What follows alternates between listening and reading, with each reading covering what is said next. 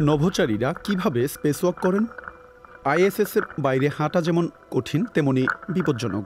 স্টেশনটি যে উচ্চতায় ঘোরে সেখানে অনেক ঠান্ডা, এছাড়া কোনো বাতাসও নেই। মাত্র ৩০ সেকেন্ড পরেই মানুষ মরে যাওয়ার কথা।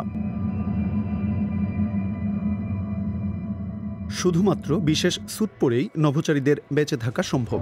স্যুটটি দেখতে অনেকটা ছোট মহাকাশযানের মতো। পিঠে থাকা ব্যাগ নভোচারীদের শ্বাস নেওয়ার বাতাস দেয় আর কার্বন ডাইঅক্সাইড বের করে দেয়। স্যুটে কয়েক স্তর থাকে যেন গ্যাস ঢুকতে বা বেরোতে না পারে, আর অতিরিক্ত চাপও যেন সহ্য করতে পারে। বাইরের স্তরটি অ্যালুমিনিয়ামের প্রলেপ দেওয়া অগ্নি প্রতিরোধী কেভলার তন্তু দিয়ে তৈরি।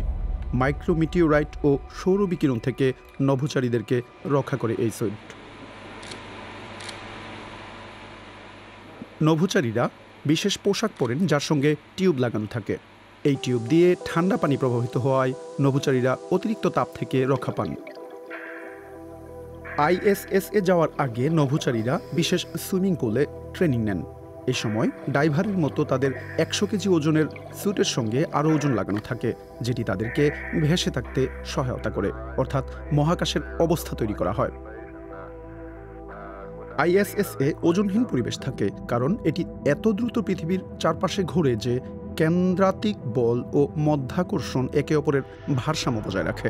প্রতি সেকেন্ডে এটি ৭ কিলোমিটার পথ অতিক্রম করে। নভোচারীরাও একই গতিতে চলতে থাকেন, কিন্তু তারা সেটি টের পান না। স্টেশনের বাইরে নভোচারীরা তাদের নিজস্ব অরবিটে থাকেন। ছোট ধাক্কা বা নড়াচড়ার কারণে অরবিট পরিবর্তন হয়ে যেতে পারে। সেটি হলে তাদের দূরে চলে যাওয়ার সম্ভাবনা থাকে, যেমনটা এতদিন নভোচারীদের হারিয়ে ফেলা বিভিন্ন উপকরণের ক্ষেত্রে হয়েছে।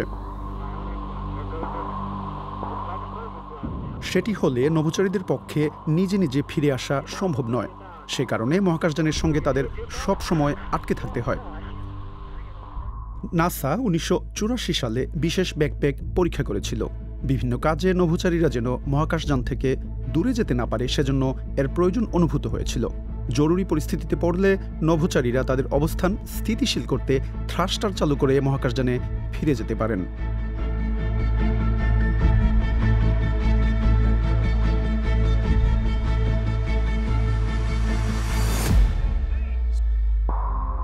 আইএসএসের বাইরে কাজ করার সময় নভোচারীরা দুটি শিকল দিয়ে স্টেশনের সঙ্গে যুক্ত থাকেন। শিকল ব্যবহার করে তারা নড়াচড়া করতে পারেন, তবে স্থান পরিবর্তনের সময় অন্তত একটি শিকলের সঙ্গে অবশ্যই যুক্ত থাকতে হবে।